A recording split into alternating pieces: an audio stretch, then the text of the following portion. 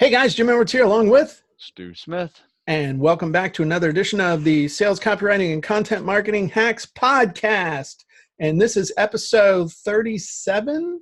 38. 38. Yes. Oh, wow. Do you have a cool rhyme for that? No, I don't.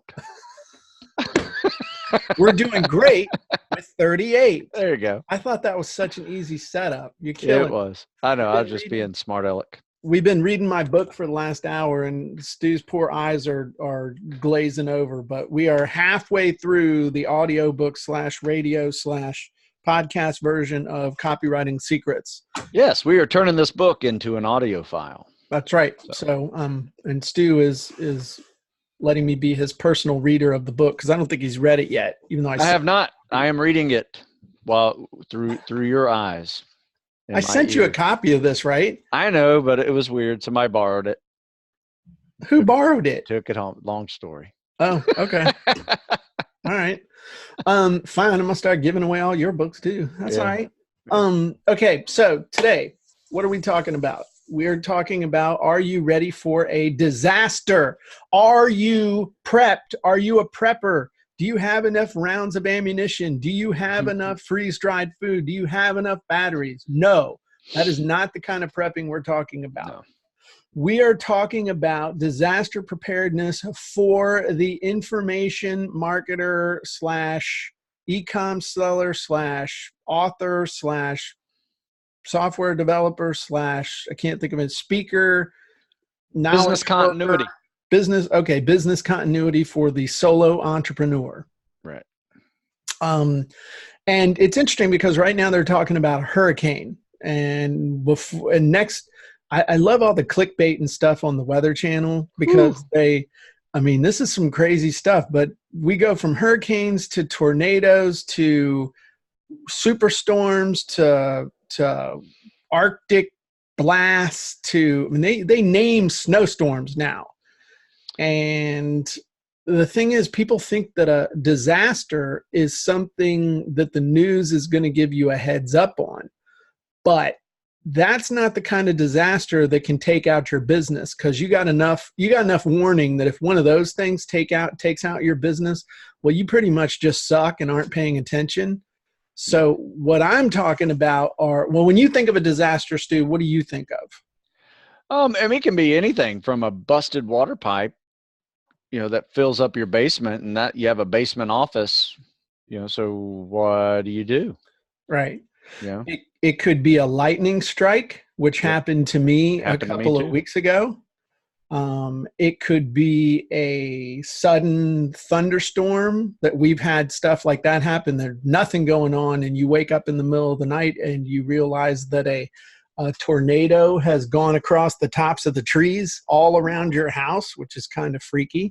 Yeah. It could be a freak flood. It could be the pipes backing up in your house. It could be somebody breaking into your house. It could be dropping your phone. I broke my phone. This phone died. I keep it here as an example. This phone died because I dropped it on the floor. Literally, I was using it and it was like butterfingers. The thing didn't fall more than 3 feet and it bricked right there. Of course, I didn't have the coverage plan. It could be a malware, could be a virus. It could be a bad component on your hard drive going out. It could be a bad piece of RAM. It could be a bad, what's the thingy, that power adapter. It could be all kinds of stuff that could go wrong that qualifies as a disaster, and the sun is shining outside. Can you think of any other that I didn't mention? Oh, just think of, things that cause hourly long headaches, like you put in a new piece of software and you can't get it to work and you spend 12 hours trying to figure it out and dealing with customer service. And, so it's things that just eat up your time being completely unproductive. That's a great point. I never even thought about that, but I've had that happen. You install a new piece of software and it screws up everything. Yeah. and you got no way to roll back. You're just like, if I could just unsubscribe, if I could just uninstall this and make it go back to the way it was, my life would be so much better than it was 3 days ago, since the hell I've been through. Yeah. Then I've had that happen, which is another reason why you should have if you're a software developer or you test software or anything like that, you should have a separate computer that you use to test software that your developer sends you. Before you never install that stuff on your own computer. I learned that the hard way. Good point. And they're not doing it maliciously. It just, shit happens. So, that's kind of the small list. I mean, I had another list over here real quick. Just to recap: lightning strike or power outage, dropping your phone on the floor or in the toilet. Know anybody that's dropped their phone in the toilets too? I have not. I dropped it in the bathtub though. Okay. I know someone that's dropped there in the toilet. Yeah. They were standing there doing their business, looking at their phone, and dropped it in the can. Stolen computer or phone, burst pipe in your ceiling that rains on your electronics, spilled cup of coffee on your keyboard. Think about this. You're on a plane, you're sitting somewhere, somebody jostles your elbow just at the wrong time, and bam, life as you know it has come to a stop. So the thing is, there's all kinds of stuff that can happen to derail you or cripple you. And you might be sitting there thinking, why are you guys talking about this? You're supposed to be teaching me about creating content that motivates people to spend money with me, or creating sales copy that is hypnotic and magical and makes people think that I'm wonderful and want to sign up for everything. And you know what? You can do all those things, and if you lose your computer or you lose your business, none of that's going to make any difference, because if anything, people will be buying from you and your computer will be hosed and you won't be able to respond to them, and all of a sudden they're going to hate you and they're going to go on social media and say, I bought this 2 days ago and no one delivered it and I can't get a response and it's a scam. And within 72 hours, your entire livelihood has been washed down the toilet because you dropped your phone in the can. Yeah. Way to go, Scooter. Yeah, in the SEAL teams, we have a saying, 2 is 1 and 1 is none. Yep. And basically, what does that mean? Just means you have to have backup. Okay. You have to have a backup plan. And, in our world, I would definitely say having a backup computer is, whether that's a backup laptop that has all the files that you need that, from your desktop, or even have a backup. But what I've done is I've replaced computers in the past that I just upgraded. So I have an older computer. It's a little slower, but it could get the job done if I needed to. Right. And since I have a basement office, everything's up off the floor by like 2 to 3 feet up on tables. Yep. So if anything ever happened with a minor flood or whatever, I, hopefully would catch it in time to be able to get all the stuff from flooding. But then you also have now great backups in Dropbox, the cloud, whatever form of cloud you're using. But I definitely put everything up on Dropbox. I use these little SD cards now that are in my computer, and just make sure I have every written thing I've ever done on those things. And I can just quickly pull them out and put them into a laptop and get rolling if needed. So that's the beauty of those SD cards now, especially the biggest one I've seen, they're like nothing compared to, but I got a 128 gigabyte SD card that will hold everything I've ever done. And worst case scenario is I come in here, pop the thing out of the little reader and stick it in a little thing, stick it in my pocket, put on my go bag and run. Yeah. I mean, think about it. Fire, for instance, you can't grab everything out of your office. Sometimes you just grab what's important. Right. Go. Yeah, that's what I do too. I mean, I have everything on the little SD card. I have everything on, automatically backs up every single day any new files to an SSD drive. I recommend an SSD drive instead of a mechanical one. Everything's backed up to a third party place like Dropbox. And so pretty much you've got it. In fact, a lot of stuff I have on 2 different hard drives on my same computer. So it's 1, 2, 3, 4 different places all the same stuff is. Same. And I'm not worried about like Word, or there's a difference between data files and system files. And to me, a system file is like Word or Acrobat or something like that. I'm not worried about those because you can reinstall those anytime. Data files are your word processing docs, your graphics, your spreadsheets, your all the stuff that you use in those files is what is important. That's the stuff that I'm backing up to be able to run out the door with if I ever have to. Yeah. Yeah. I've also backed up stores. Like I have a store on Yahoo that I've had for 16 years now. Yep. And I have a store on Shopify. Either one of those go up, at least I have a backup, I can redirect people to, and, focus more on it anyway. And, hopefully in a couple of days, the bigger companies will fix their system, but you never know. I mean, could get a bug in the Yahoo store system and all the Yahoo stores go down, and Well, it's happened. Talk about your list too, because I had that happen one time. I had a list of 10,000 buyers that I was using a service called Get Response. That is an autoresponder. So, and a mailing server. So I would send, people would buy my book. They would sign up to Get Response. They would get the customer service email. I had 2 years of follow-up emails built into that. And then when I wanted to broadcast email to people, I would send through that. One day it went down. I had not backed up my list.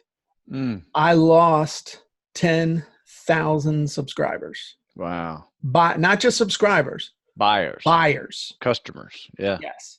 That sucked. Yeah. That went a long way towards crippling my business.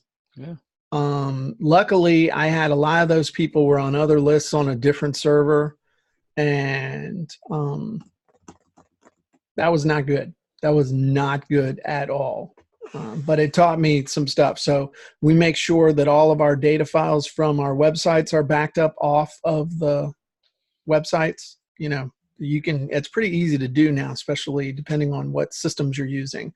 But all the wizards are backed up. All the data from the wizards are backed up.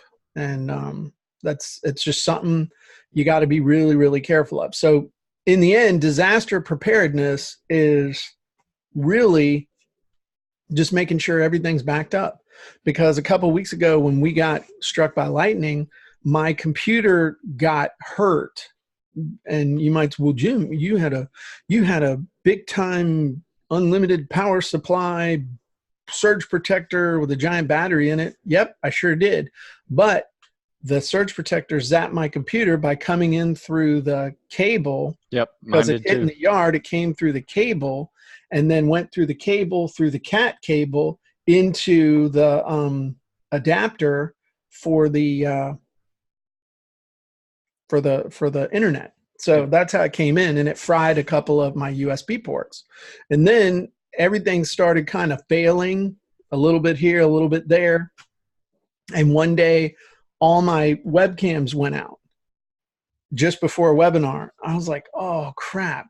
So luckily, I was able to get through the webinar. But once the webinar was over, I pulled out the new computer that had been sitting in a box for a couple of months next to my, because I knew something was going to happen. I pulled out the computer, and you know what, Stu? I had the new computer that I'm on right now. I had that thing up and running in 2 hours. I had everything. I was ready to start using it as if nothing had changed. Nice. And the biggest pain in the ass of that whole process was the positioning of the freaking shift key here. Let me show you. That shift key right there is what's causing me problems, because this is there and it's not as wide as it was on my old computer. That's the only bitch I have is the keyboard. You can just get a new keyboard. Yeah. Or use the old one. Maybe the keyboard wouldn't even. Yeah. I don't know. But the point though is that it went from what could have been a major disaster became just a minor inconvenience because we were ready. Yeah, that's when your disaster preparation or your business continuity plan. If you can turn a disaster into a minor inconvenience, that's a Right. success. Yes. Right. I'm going to take it up a notch too. Okay. All right. So, we talk about, phones going down. Well, think about phone systems going down. Mm-hmm. Right. So now what your normal communication methods are out, right? You just can't communicate the way you used to. So one thing that we used to teach all the time is, like, when you can't communicate, you also need to have a non-communication plan. Meaning, how are you going to communicate with people that you normally communicate in your life when you can't? And this has nothing to do with business. This is more about just, being able to meet your kids at a certain location at school. If you couldn't talk to them in time, or you got to pick them up early, you're always going to meet right here by the flagpole, right? Or whatever. And, if you have people from, neighboring towns that are all traveling and they can't communicate, where are you going to meet? You're going to meet at the house. You're going to meet at, somewhere else, depending on, what happened, and that you might need to meet somewhere out of town, if you have a flood coming, right? So non-communication plan is something that is a lot of fun to try to create, because you just throw a lot of what ifs in there and say, well, what if we can't go to our house and we don't have cell phone use? I need to get in touch with my kids and my wife, and, where do we meet? So little that is it. Timmy, I want you to pull that 6-inch concealed Gerber that I showed you to keep in your bag, even though there's no weapons policy at school. You sit outside by the flagpole. If anyone says they're from me and they don't say Kermit pickled peppers, if they don't say Kermit pickled peppers, they are a creeper in a van. Stab them, run back into the school, and hide in the janitor's closet. I will be along. That kind of a thing? Yeah, absolutely. Having a password for your kids. Yeah, that's important. Maybe the kid Essential. shanking somebody isn't a good idea, but Probably you should not. have a password. I remember, this is total off the wall thing, but my mom and dad did that for me when I was in kindergarten. We had that. And I don't remember what the password was, but I remember it. Yeah. And my mom got delayed picking me up one day from school. And I was out front. There was an adult there. There was a teacher there. They didn't leave me, alone. But somebody pulled up and started trying to talk to me in front of the teacher and pulling some stuff. And I basically said, "What's the password?" And the guy drove off. Wow. And this is a 5-year-old kid. That's messed up. And, this was 1972 in San Francisco. So anyway, that's a real strategy. Yeah. Oh, absolutely. We had one. Kids, definitely. So anyway, so the big thing, guys, the reason we bring this up is because it's timely for today, and it's always timely. That's the big thing, is that you never know what's going to happen. And so you always have to be ready. And if you're always ready, then you don't have to worry. And that's important. So don't let it take a national emergency to get you to get ready, because then you're ready for anything. Yeah. Anything else to add? That was cool stuff about SEAL Team 2 is 1 and 1 is none type thing. I thought that was just guns. You just have backup. Yeah, just have backup. I think that's the biggest key. And, while you see a storm coming your way, good time to make sure you got everything backed up that you've worked on for the past month or two. Well, and you know what? One other thing, be conscious of what's going on, because the storm that clipped us happened at 3:00 in the afternoon. I become complacent. When I lived in a trailer, when the first gray cloud appeared, we ran around and unplugged everything in the freaking trailer, because we knew this was, well, but now it's, I got a nice house and I got whole house surge protector. I have 2 whole house surge protectors wired into everything. I've got these things, but you know what? Came right through the back door, literally through the cable. Yeah, my cable box got struck.